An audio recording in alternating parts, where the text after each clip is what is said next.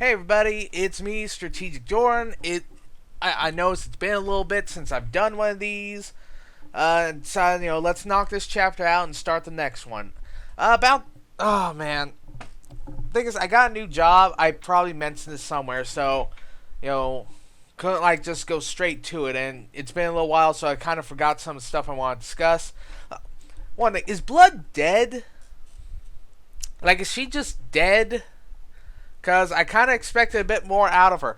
There are some interesting things about the character that I've noticed while I was working a couple days ago. I might mention this. Again, it's been a few days. It's been a bit for me. So I don't know if I'm repeating myself or not. But she threatened to make Little Pip basically her prison bitch. But she never carried out on it. That's the thing. She only got really fucking mean when Little Pip spoke out against her in front of everybody. When Blood was trying to assert dominance. Let's put this into prison perspective. You got a whole bunch of new inmates. You're the boss of cell block D, whatever. So you gotta assert authority on the new guys. You gotta do that. And then one of them speaks up. Well, you can't let him get away with that. You just try and talk down to these people, and this little shit stains starts talking smack. You gotta put him down. I don't agree with Blood or any of that, but I'm starting to see some of where it's coming from. Again, threatened to make Lil Pip her basically bottom bitch. She doesn't go through with it, though. She takes Lil Pip's half of the rations, which she said she would do, but none of the prison rape I was expecting, because as far as Blood knows, Daff kicked the shit out of her. What's his name? Daffodil something? Oh, fuck, man. She doesn't know. Lil Pip let him save face. Blood doesn't know. So, I'm wondering if there was a bit more going on behind the scenes. Because, I roleplay with a group where the DM likes to make a lot of background shit you don't know of. All custom characters and homebrew stuff. When I deal with a character, I have to know there is more shit going on here than I will ever know as a player or in character. So when I read stories and stuff, I keep thinking the same thing. There's probably more going on than I know about. Especially in Fallout Equestria, stories like this where it's a perspective story. This isn't being told from a third-person narrator. I don't think. No, this is... Fallout Equestria is mostly from the perspective of Little Pip. That's the perspective we got.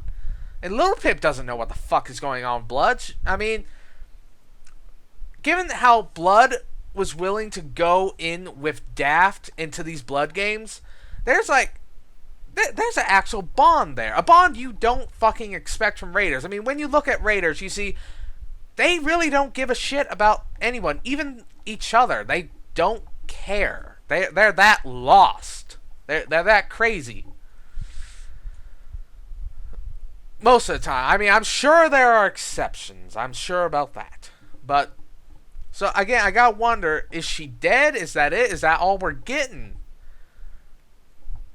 I don't know.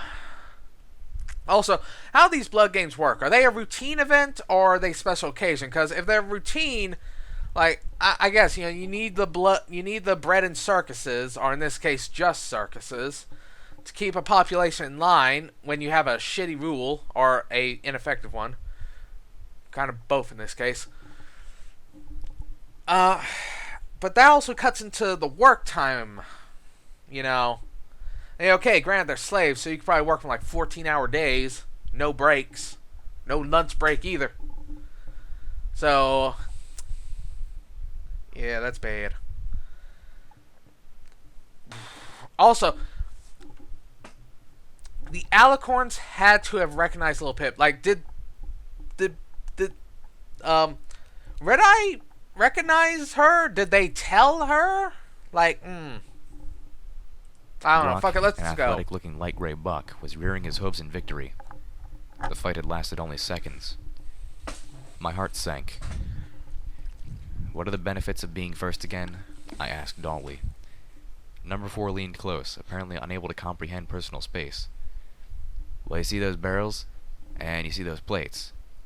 I nodded to each. Step on a plate, barrel above drops. Now, the barrels are full of nasty stuff, usually radioactive goo, but sometimes it's something worse. I heard they once had one filled with tainted ooze. I shuddered, looking up at the cage that had been constructed over the arena, and the barrels hanging from it. A few griffins flew high above, watching the show with binoculars or through rifle scopes. My eyes caught a swinging door built into the cage, kept closed by a simple padlock. Round 2, Stern cried out. From the black gate, we have Daffodil. The crowd broke into snickers and chortles as Daff got up and stepped out into the arena. He took one look at the bloody corpse of his companion, and then locked Cinderblock with a hard stare that I could almost feel from behind him. Daffodil charged at the light gray pony. Cinderblock ran, not towards him, but towards one of the pressure plates. The barrel above didn't exactly drop. Rather, as the gray pony raced across the plate, the underside of the barrel swung open, and dozens of mines rained down. I'm a little sad Blood is dead. I was hoping for a bit more there. Well, like more character or something. Hitting the ground and bouncing in all directions. Daff changed direction with a deftness I would not have expected. The mines were rigged for fast detonation, only beeping once before exploding in a flash of smoke and shrapnel. Cinderblock had almost been fast enough, but his hind legs were peppered and torn as he was flung forward. He was still struggling to get back on his bleeding legs when Daff reached him. I knew how hard those hoofs hit, but seeing this, I suspected that Daff had held back when he bucked the living fuck out of me, even with his last low blow. The crowd beat their hooves and cried out for more as Daff pummeled the other buck, breaking first his legs, then every other bone he could before killing him. I tasted bile. Mines, Number 4 mused. Well, that was a new one. I shot him a dark look. Hey, like I was saying, those barrels have nasty things. But they also always have a weapon or two in them. So if you're first, you get your pick of the prizes. And if you go last, well, you go up against an opponent with their choice of weapons in an arena filled with ooze and goddess knows what else. And all you have are your hooves. Fighting last sucks. Round 3, Stern finally announced after Daff had stopped brutalizing Cinderblock and started just beating a dead pony. From the Black Gate, we still have Daffodil, after a surprising and entertaining first performance. I don't think any of you ponies are snickering at his name now, are you? The crowd applauded the crimson-splattered buck, whose angry flower cue mark was now partially visible behind his number 2 patch. It's fucking flowery, isn't it? Wet with Cinderblock's lifeblood. And now for the one I know you've all been waiting for. The crowd hushed with gleeful anticipation. From the Red Gate, she's demonic, she's exotic, and she's never lost a fight. Give it up for our champion 4 events running, Zenith. My first thought, struck in my brain at the word exotic, was a Pegasus mare. The idea of facing a flying opponent in this arena was terrifying. And if she was as good as advertised, I would be facing her as soon as she finished killing It's Daff. a zebra. Or a diamond dog. The Red Gate opened, and Zenith stepped out into the arena to absolutely thunderous, overwhelming applause. From her grim expression, she wasn't enjoying it one bit. From the look she gave Daff, she was going to kill him. She knew it, and it brought her no pleasure at all. From her lack of wings, she wasn't a Pegasus. From her stripes, she wasn't even a pony. She's a zebra? Oh, that's where you fucking ended, don't you? There were zebras in Equestria, so I'm not going to really question that. You know.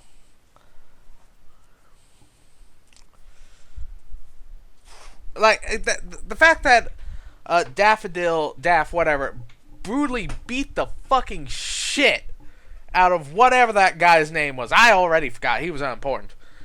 Like, again, that shows there was an actual fucking bond there that you generally don't see with normal raiders. Like, I want to know, like, what's the fucking story there? Because everyone's got a story. Like, actually really fucking, like, not sad, like, I'm not going to give any tears, but, like, shit. I can't believe blood went out like a bitch. God. Also, I gotta pause this because I wasn't gonna say I have to pause this because it fucks up the recording. But anyways, we're back. Next chapter. Again, I could keep talking about Red Eye stuff, but there isn't that much I haven't already stressed in either verbal or written form on my videos. Like, got into some conversations about it. Like, whatever the fuck Red Eye is building, it won't last, or at least not last in the way he thinks it will. Zebras. Equestria's enemies. The creatures who slaughtered us by the millions and destroyed our lands with poison clouds and balefire bombs. The creatures which were constantly portrayed as demonic, nightmarish, virtually without souls. Creatures who, according to the propaganda of the Ministry of Image, embodied the antithesis of pony virtues. Yeah, I thought, looking out into a caged arena where ponies murdered each other brutally for the sport of slaves. Because we ponies are so noble. Was it fair to paint Zenith with all the wrongdoings of the members of her... I just ran one of the things. The fucking mirror. The mirror that showed you. It's obvious. Rarity lied to Applejack, and she did it anyways, and it created something horrible. Like, God, what did Twilight see when she looked into it? Did she continue her research after seeing that horrifying thing she made that basically shows you the worst possible version of yourself you could ever be? Or maybe it really does show the truth. But, I don't know. That version of Lil Pip in the mirror always looked like a raider. I don't know. But maybe we'll get more explanation. Maybe it'll make a return. No more so than to blame me for the things ponies must have done to them. I had my own sins to bear guilt for. And now, assuming a raider buck named Daffodil didn't strike her down, I was expected to fight this zebra. And either kill her or die by her hooves. Most likely the latter. Is there technical knockout? I had been stripped of everything that I could use as a weapon. Even the screwdriver I had fought so hard for and felt I had earned had been taken.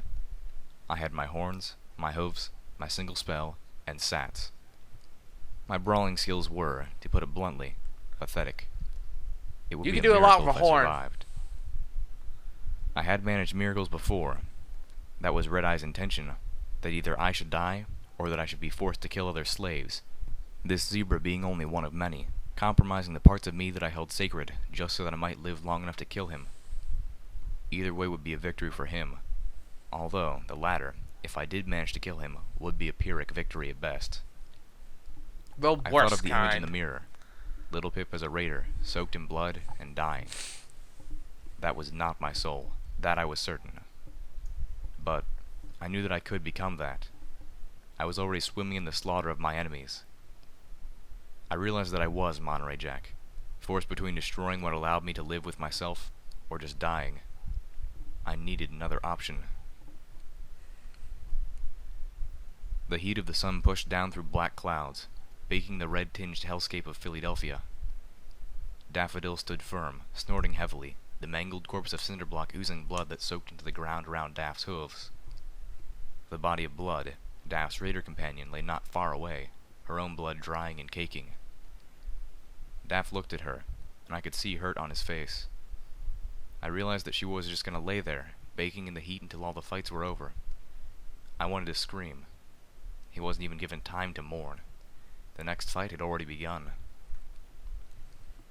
Daph turned, locking his gaze on the zebra named Zenith, an extremely rare sight in the equestrian wasteland, possibly even more so than a Pegasus. Zenith's been working in the slave pits for years, commented the blue-coated pony assigned to fight after I did. We worked near each other on the alchemy huts in the north side for about 3 months, mostly recycling flamethrower fuel. All that time she never said a word. The way I heard it, the slavers who captured her cut out her tongue after she said something offensive to him. Number 4 paused. Her being a zebra and all, it was probably something downright egregious, like, hello. I watched as the zebra stepped forward, moving up to Daph and lowering her head in what struck me as a sign of respect from her mortal opponent. Daph didn't see it that way. He saw an opportunity, and he took it. Spinning around, he delivered a brutal buck right into her neck. The zebra fell sprawling. Daph turned, rearing up, lifting both hooves over the fallen zebra. Zenith rolled onto her back and kicked out with her hind hooves, planting them ferociously into the rearing pony's exposed stomach. Daff fell, clutching his belly, aimed a little coughing bit bloody over. spittle. The zebra somersaulted onto her hooves. Daff grunted and pushed himself back up, only for the zebra to crouch and spin on one forehoof, her outstretched hind leg sweeping Daff's legs out from under him. He went down again. I stared, my jaw falling nearly to the ground. I watched the zebra's fluid motions. She wasn't brawling. This was more of a fighting art form. I'd never seen anything Martial like artist. Melee expert. Looks like Fallen Kaisar style. Not that I'm an expert. Number 4 noted with casual awe. His eyebrows shot up at my blank look. Don't tell me you entered the pit without having read at least a few martial arts of the zebra books. How do you expect to win? No, I stammered. Of all the books I'd stumbled across in my wasteland trek, I'd somehow managed to miss that one. Of course not. I turned back to the fight. Daff had gotten back on his hooves and was circling the zebra. The zebra watched him, waiting for his attack with almost eerie calm. God damn it! Hold on. Okay, it was just a text alert knowing that I got my paycheck. That's why I'm up so late. It's actually 11:23 p.m., almost midnight. I was just waiting to get my see if my money loaded in tonight or tomorrow night. It's tonight, and I'm going to get me an Xbox, and it's going to be fun. Alright, well, fuck it. Whatever, we're going on this. He lunged, and then she tossed herself down, planting a hoof onto his breast and using his momentum to fling him over her. Daff hit the dirt, sprawling. She was a far better fighter. This was unfair. But Daff was stronger, and he fought dirtier. Zenith trotted cautiously closer. I suspected she was looking to end the fight while the piss-colored buck was still face down in the dirt. Daff was trembling, as if in exhaustion, and he moaned as he tried to push himself up, only to have his legs go out from under him. His weakness was a ruse. Oh, okay. Oh, okay, fuck. I was going to give some damn insight on how he shouldn't have wasted all that energy on a fucking corpse that he was beating up, but okay.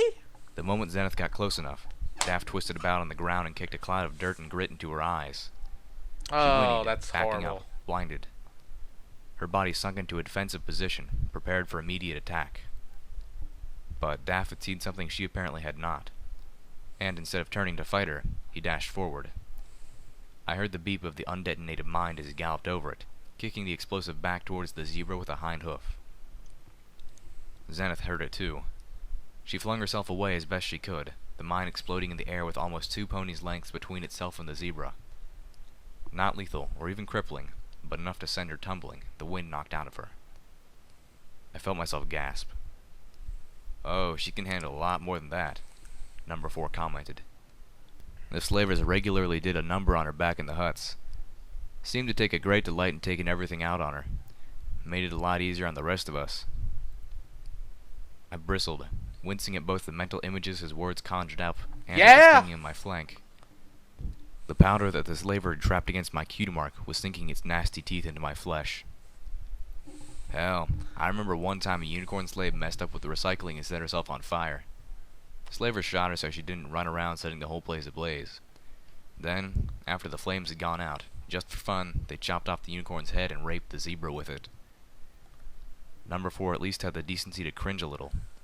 I was staring in horror. Come to think of it, that was just before she volunteered for the pit.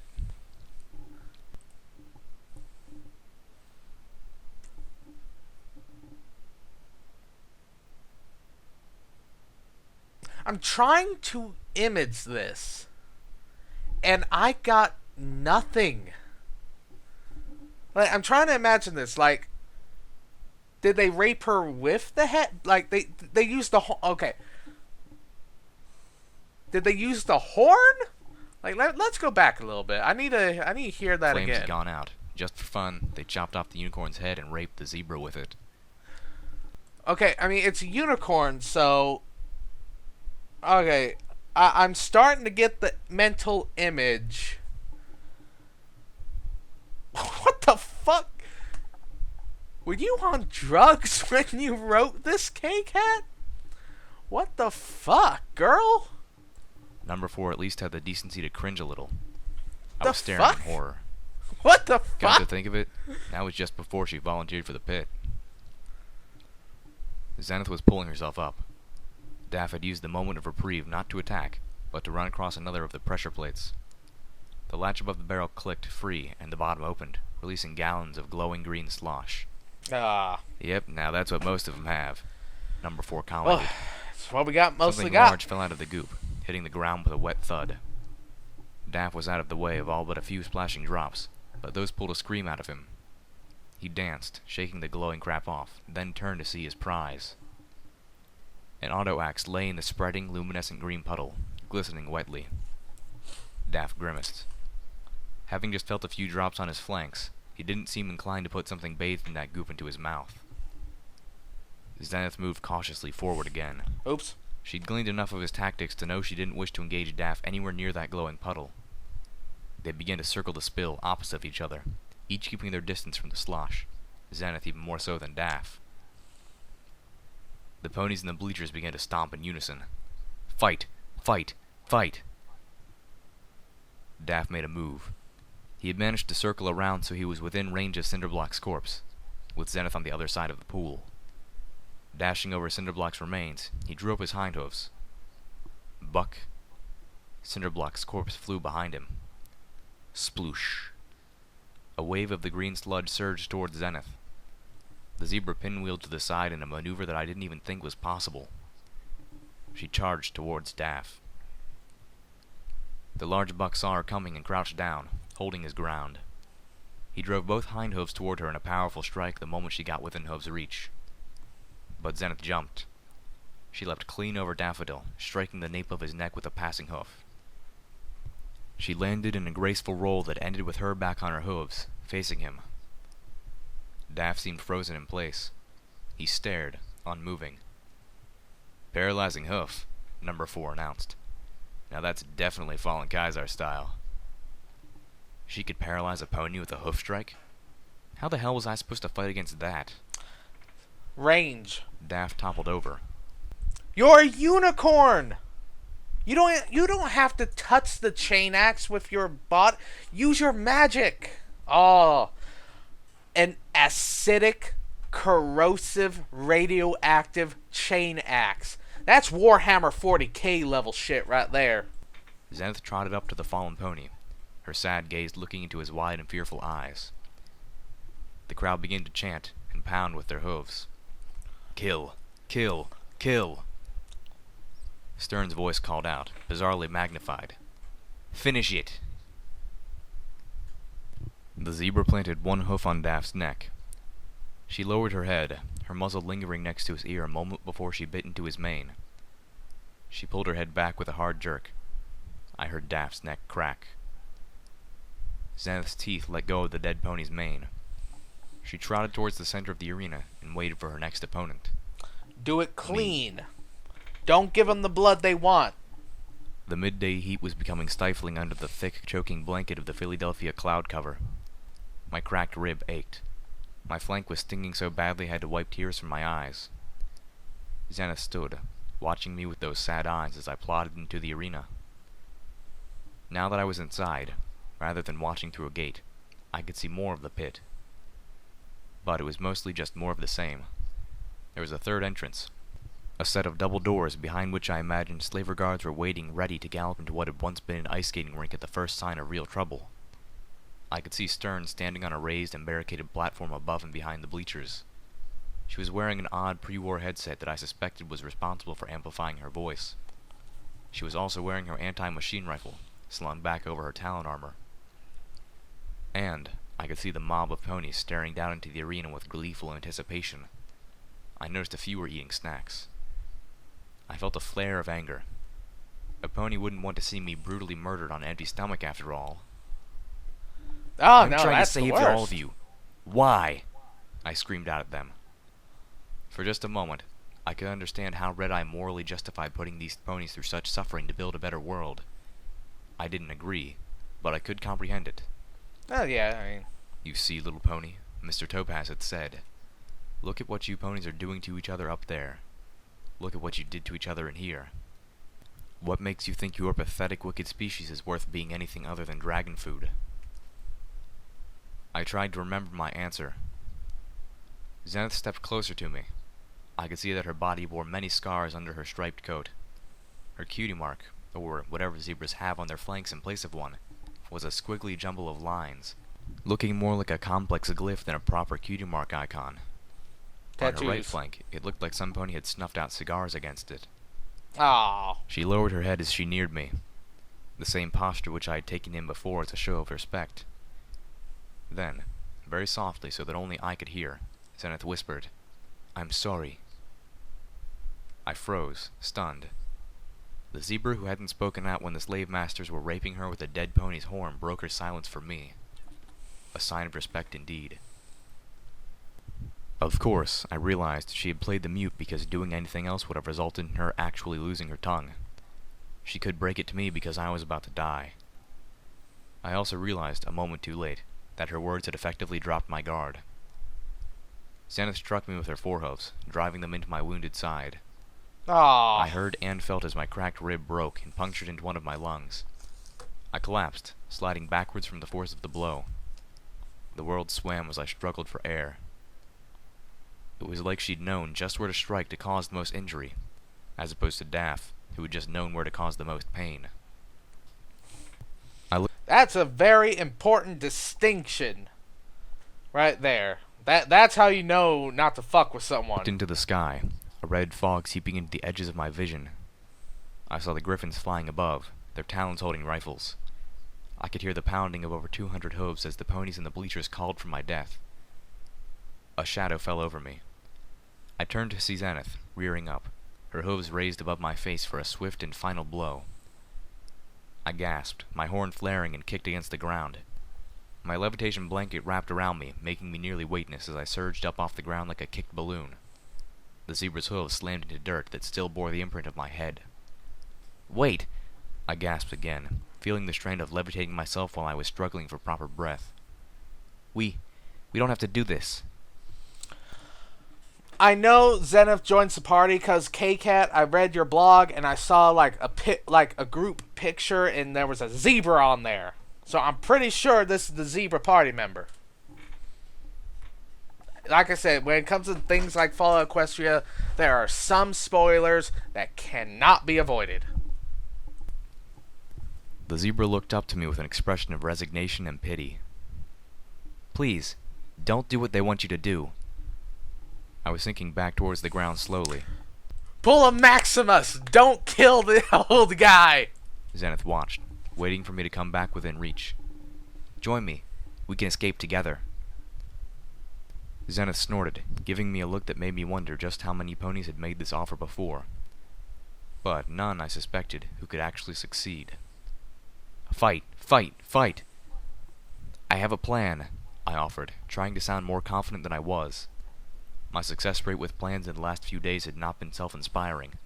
Yeah. This entire plot had been amazingly ill-conceived. Yeah. In truth, I had been arrogant, so Yeah. prideful of my ability to improvise, so full of myself from past victories, that I actually thought I could walk into the enemy camp with nothing but my wits, and win. To be fair, that is pretty much how it always goes in Fallout. We walk into the enemy camp and win. That's what we do. That's our special talent. Okay? Like, walk into the Caesar's Legion camp, fucking kill everybody. The Master's Lair, talk him to death. Like, the oil rig, kill them all. Anyways, it's like the 30-minute mark. I'm ending this here. We'll see you all next time. See how Zenith joins the party. If it is Zenith and not a different zebra. I don't know. It might be a different zebra that joins the party. We're going to find out later. See you guys.